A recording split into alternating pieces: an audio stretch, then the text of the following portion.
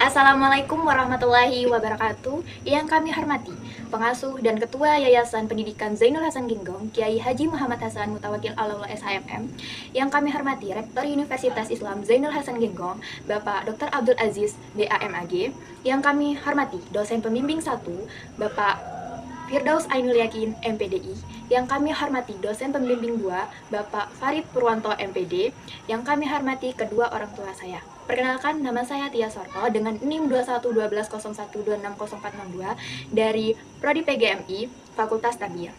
Di sini saya akan menjelaskan proposal saya yang berjudul Pemanfaatan Wordwall sebagai media interaktif terhadap minat belajar siswa pada pelajaran matematika materi perkalian kelas 2 di MI Tarbiyatul Islam.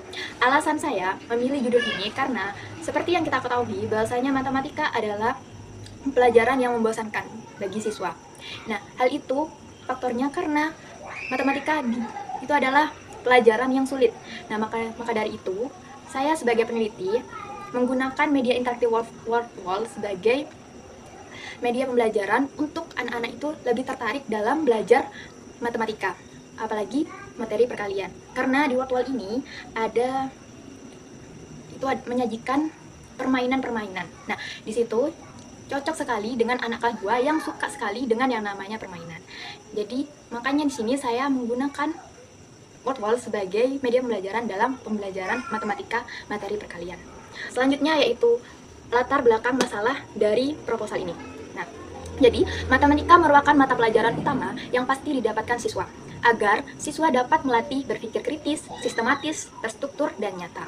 Nah, hal ini menunjukkan bahwa matematika memiliki peranan penting dalam pendidikan yang nantinya berguna dalam kehidupan sehari-hari. Mengapa begitu? Karena di dalam kehidupan sehari-hari kita akan perlu namanya menghitung gitu.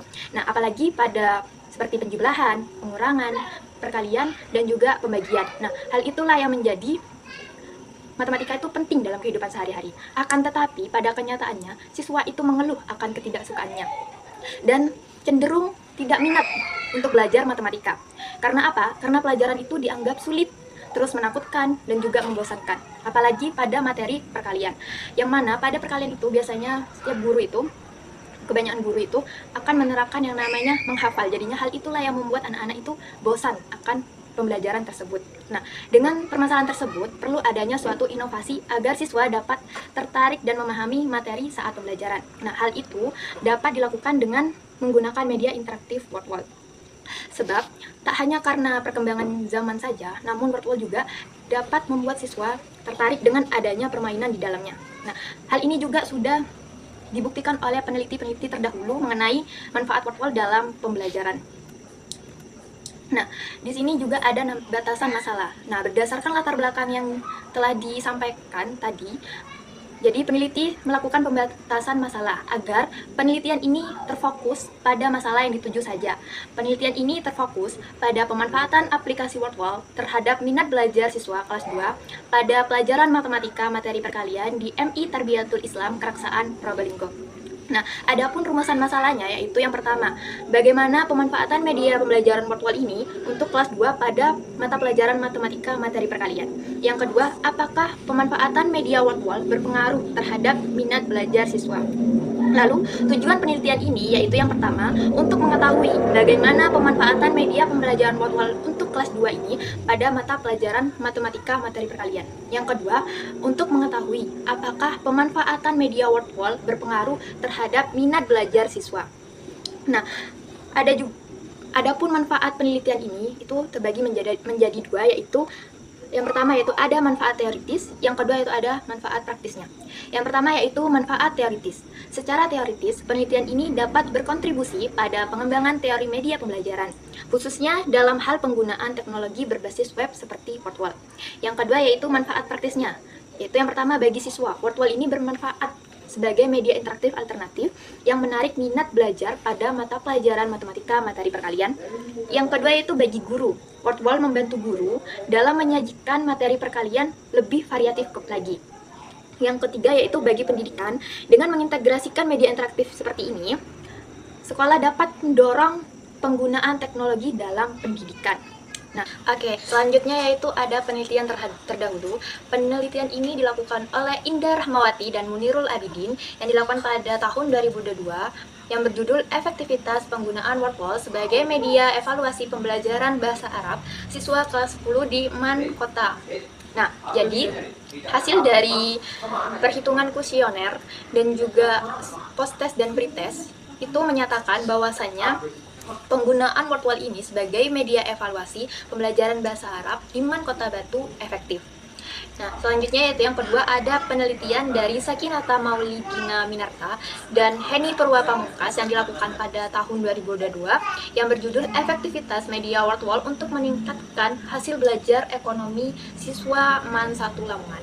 Nah, berdasarkan hasil analisis uji Wilcoxon pada data pretest dan post-test ini, disimpulkan bahwasanya media pembelajaran WordWall ini berpengaruh signifikan terhadap hasil belajar siswa kelas 11 IPS 1 MAN 1 Lamongan.